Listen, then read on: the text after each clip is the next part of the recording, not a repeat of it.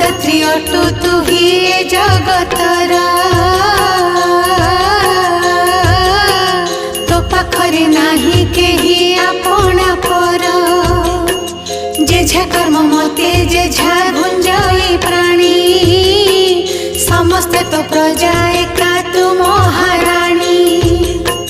तोते पूजा करे जे घरर नारी से घरटी होई जाए सरगपुरी तो पूजारे परिवेश हुए निर्मल सुख शांति रही थाए काल